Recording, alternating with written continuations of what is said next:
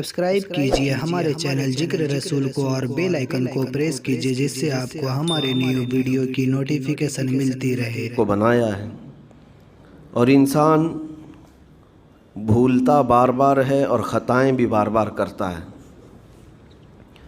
خطا کرنے والا اور بھول جانے والا اللہ کی بارگاہ میں ایسا نہیں ہے کہ وہ ہمیشہ کے لیے ناکارہ ہے، بلکہ اللہ تعالیٰ نے اسے زندگی میں بار بار موقع دیے ہیں کہ تو اپنی خطاؤں سے اور اپنی بھول سے پھر سے دوبارہ اپنی اچھی زندگی میں آ جا، اور اسی کو ہم توبہ کہتے ہیں۔ توبہ کا جو آپشن رکھا گیا ہے انسانوں کے لیے، مسلمانوں کے لیے خاص طور پر، بہت ہمت والا ہے دروازہ ہے، بہت ہمت والا دروازہ ہے۔ اور اسی وجہ سے حدیث پاک میں یہ ہے کہ گناہ کرتا ہے بندہ، پھر توبہ کرتا ہے، پھر گناہ کرتا ہے، پھر توبہ کرتا ہے، یہ کرتا رہتا ہے۔ فرشتے اللہ کی بارگاہ میں عرض کرتے ہیں کہ مولا یہ تو بار بار وہی کرتا ہے، پھر توبہ کرتا ہے۔ اگر ہمارے ساتھ کوئی غلطی ایک بار دو بار کر دے، تیسری بار تو ہم اسے چھوڑیں گے بھی نہیں۔ انسانوں کی طبیعت تو یہی ہے، لیکن بندہ جب بار بار ایک خطا کرتا ہے اور پھر توبہ کرتا ہے، پھر خطا پھر توبہ، تو فرشتے جب اللہ کی بارگاہ میں یہ عرض کرتے ہیں کہ مولا یہ ہر بار یہی کرتا ہے، تو جانتے ہیں پروردگار عالم کیا فرماتا ہے؟ ارشاد فرماتا ہے، اے میرے فرشتوں، میرا بندہ مجھے رحمان سمجھتا ہے اس لیے بار بار توبہ کرتا ہے، مجھے وہ ارحم الراحمین سمجھتا ہے، ورنہ کون بار بار اللہ تبارک و تعالیٰ کی بارگاہ میں دروازہ کھٹکھٹاتا؟ تو رب تبارک و تعالیٰ ارحم الراحمین ہے، یہ تصور ہر مسلمان کے ذہن میں ہے، اس کی وجہ سے وہ کبھی مایوس نہیں ہوتا۔ اور شیطان کا سب سے بڑا حربہ کیا ہے جانتے ہیں آپ؟ سب سے بڑا بہکانے کا اور گمراہ کرنے کا اور ہمیشہ گناہوں میں ملوث رکھنے کا سب سے بڑا آلہ، کہ بندے کو سب سے پہلے نا امید کرتا ہے، اب تیرا کیا ہوگا، تو تو بہت برباد ہو چکا ہے۔ یہ جو خیال شیطان ڈالتا ہے دل میں، اس کے بعد پھر وہ بندہ جری ہو جاتا ہے، اب میرے توبہ سے بھی کچھ ہونے والا نہیں ہے، جو جس طرح زندگی چل رہی چلنے دو، ارے 50 سال ہو گئے اب تک میں یہی کرتا رہا، اب کیا سدھروں۔ یہ جو خیالات ہے یہ شیطان ڈالتا ہے تاکہ اس کی کفر پر موت ہو جائے، تاکہ وہ ہمیشہ گناہوں کی موت مرے۔ نا امیدی جو ڈالتا ہے شیطان، اب میرے ساتھ کچھ ہونا نہیں ہے۔ نہیں میرے عزیزو، رحمت عالم صلی اللہ تعالیٰ علیہ وسلم کی بارگاہ میں کیسے کیسے لوگ آئے اور ارحم الراحمین نے ان کی توبہ قبول کی۔ آپ کو ایک بات میں بتاؤں، سیدنا عمر ابن خطاب رضی اللہ تعالیٰ عنہ کا دور ہے۔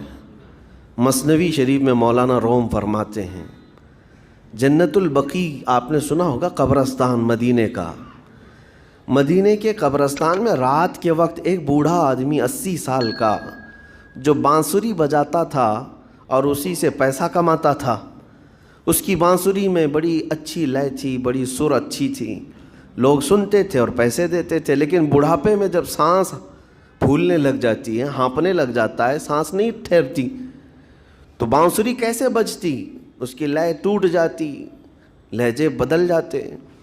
بوڑھا آدمی، اب اس کی بانسری سننے کو کوئی آتا نہیں تھا اور پیسے ملتے نہیں تھے، تھک ہار کر کے وہ آیا، رات کا وقت تھا، جنت البقیع قبرستان میں، 80 سال کی عمر کا ہو گیا ہے، اس نے بانسری توڑ دی، کہا زندگی بھر جس چیز سے میں کماتا تھا اب میری سانسوں نے جواب دے دیا، جسم پھولنے لگا ہے، سانس زیادہ آنے لگ گئی ہے، اب میرا کھانا پینا کیسا چلے گا؟ خیر ارحم الراحمین ہوں تو تیرا ہی بندہ، میرے اہل و عیال نہیں، میرے رشتہ دار نہیں، مجھے اگر تو بھوکا مارنا ہے تو اسی قبرستان میں مار دے، یا اگر میری زندگی باقی ہے تو میرے رزق کا انتظام کر دے۔ وہ رو رہا تھا 80 سال کی عمر میں۔ جب بندہ لاچار و مجبور ہوتا ہے تو پروردگار کو ہی یاد کرتا ہے۔ جانتے ہیں عمر ابن خطاب رضی اللہ تعالیٰ عنہ امیر المومنین مسجد نبوی میں تھے اور ان کی آنکھ لگی تھی، خواب میں رسول پاک صلی اللہ تعالیٰ علیہ وسلم تشریف لائے، کہا عمر اللہ کا حکم ہے जन्नतुल बकी में जाओ, एक भूखा आदमी खड़ा है, अपने घर से खाना ले जाओ और उसकी ज़रूरत का इंतज़ाम करो। नींद खुली तो आपने देखा अल्लाह के हबीब सल्लल्लाहु अलैहि वसल्लम की तरफ से हुक्म आया और रब्बे ज़ुल जलाल का हुक्म है। घर से उम्दा खाना लिया, तोशादान लेकर के, कुछ माल व मता भी लेकर कब्रस्तान में गए, ढूंढा कौन है यहाँ पर, तो देखा कि एक हाँफता काँपता हुआ 80 साल का बूढ़ा रोता हुआ नज़र आया। अमीरुल मोमिनीन अपने हाथ में तोशादान लेकर उसके करीब गए, कहा तू भूखा है? कहा हाँ भूखा हूँ। बैठ चल मैं तुझे खिलाता हूँ। दस्तरखान बिछाकर उसे अपने हाथों से खिलाया और उसे अपनी ज़रूरत के मुताबिक जो ज़रूरियात थीं उसकी ज़रूरत के मुताबिक वो सारी चीज़ें दी। वो बूढ़ा पूछता है आप कौन हैं? हज़रत उमर फ़ारूक ने कहा मैं उमर इब्न ख़त्ताब हूँ। वो डर गया। हज़रत उमर से कौन नहीं डरता था कि कहीं ये खिला पिला करके मुझे कोड़े ना मारें कि ज़िंदगी भर बांसुरी बजाने वाला आज पकड़ा गया है, हाँ आज मुझे ये सज़ा ना दे दे। वो कांपने लगा, कहा कि आप यहाँ कैसे? हज़रत अमीरुल मोमिनीन कहते हैं मैं खुद नहीं आया, मुझे अल्लाह के रसूल ने भेजा और रब तबारक व तआला का हुक्म आया था कि तू भूखा है और तूने रिस्क मांगा है और मुझे तेरे रिस्क दे करके भेजा गया है। वो चीख मार करके गिर पड़ा ज़मीन पर और रोने लगा, अपने हाथ फैलाकर कहा सच फरमाया मौला तू अरहमुर राहिमीन है। 80 साल तुझसे दूर भागता रहा, एक बार क्या तुझे मैंने पुकारा, तूने वक्त की अमीरुल मोमिनीन को खाना देकर भेज दिया। अल्लाह रब्बुल इज़्ज़त की बारगाह में नाउम्मीदी और मायूसी जो शैतान लाता है, इससे बंदे भटक जाते हैं, बहक जाते हैं, उन्हें तौबा की तौफीक भी नहीं मिलती। इसीलिए मेरा मौला फरमाता अना इंद ज़न्नी अब्दी बी, रब ताला फरमाता मेरा बंदा मेरे बारे में जैसा गुमान करता है मैं उसके साथ वैसा सलूक करता हूँ। तुम क्या गुमान करते हो? वो सख्त पकड़ करेगा, अभी मार डालेगा। वो गफ़ार है, कहार है, जब्बार है, लेकिन साथ में वो सत्तार भी है, वो रहमान भी है, रहीम भी है।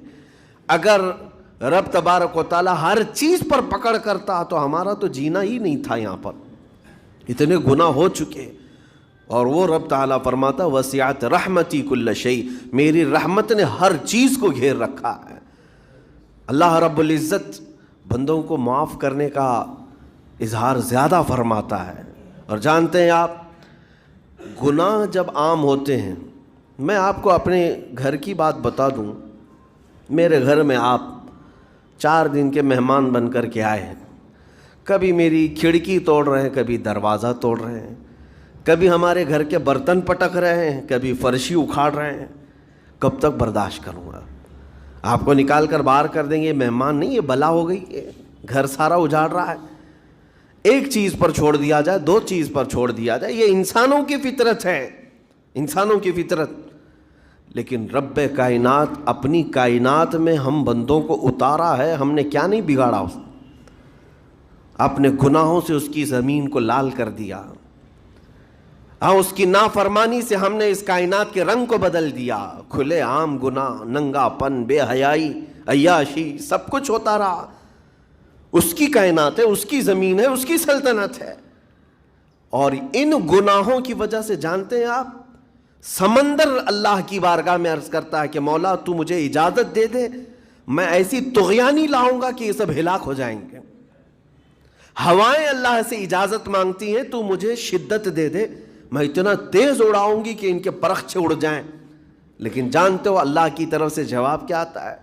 समंदर को भी रब ताला फरमाता, हवाओं को भी कहता है रब ताला रुक जाओ, मैं मेरे बंदों के इंतज़ार में हूँ, मेरे बंदों की तौबा के इंतज़ार में हूँ कि मेरे बंदे मेरे पास लौट आएंगे।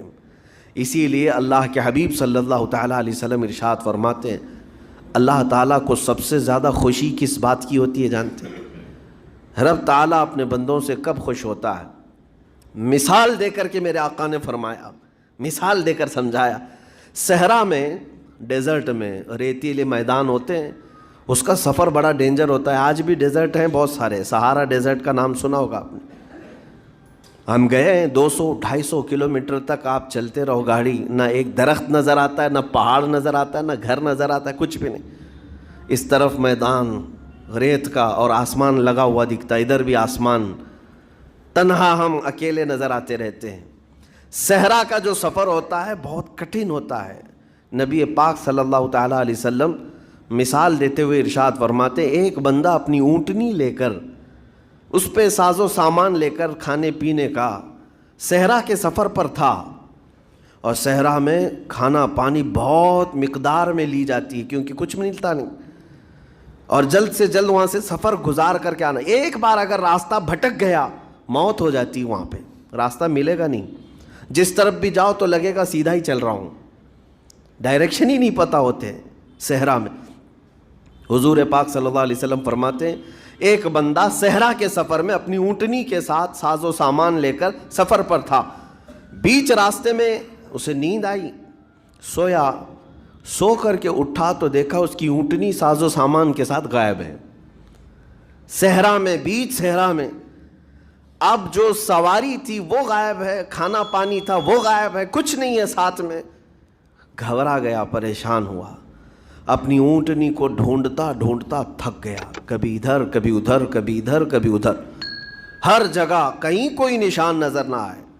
اور جب سواری نہیں ہے تو اب کئی 100 کلومیٹر کا بغیر کھانے پینے کے کیسے سفر کرتا. تھک ہار کر کے دوسرا دن ہو کہ تیسرا دن ہو، ایک جگہ وہ بندہ سو گیا. پھر سے سو گیا، اب راستہ بھی نہیں ملتا. سویا تو نیند سے اٹھا جب تو دیکھا اس کی اونٹنی بھی موجود ہے، اس کا ساز و سامان بھی ہے. یہ مثال ہے، یہ مثال ہے. میرے آقا صلی اللہ علیہ وسلم صحابہ سے اب پوچھتے ہیں، اے میرے صحابہ بتاؤ اس بندے کو جو صحرا میں گمشدہ اونٹنی جس کی مل جائے اسے خوشی کتنی ہوگی؟ صحابہ کہتے ہیں یا رسول اللہ اس کی تو جان میں جان آ گئی ہوگی، کیونکہ وہ جانتے تھے صحرا کا سفر کیا ہوتا ہے. کہا سب سے زیادہ اسے خوشی ہوگی کہ اس کا کھویا ہوا سامان مل گیا، کھوئی ہوئی سواری مل گئی. میرے آقا صلی اللہ علیہ وسلم فرماتے ہیں گمشدہ اونٹنی کے ملنے پر جیسے اس مسافر کو خوشی ہوئی، اس سے کئی زیادہ بڑھ کر کے رب تعالیٰ کو اس وقت خوشی ہوتی ہے جب ایک گنہگار بندہ واپس توبہ کر کے اس کی بارگاہ میں آتا ہے. رب تعالیٰ کی بارگاہ میں جب بندہ پلٹ کر کے آتا ہے، رب تعالیٰ فرشتوں پر اس بندے کو دکھا کر رشک کرتا ہے. ارشاد فرماتا ہے میرا بندہ میرے پاس آ گیا، میرا بندہ میرے پاس آ گیا. ویڈیو اچھی لگے تو ہمارے ویڈیو کو لائک کریں اور ہمارے چینل کو سبسکرائب کریں.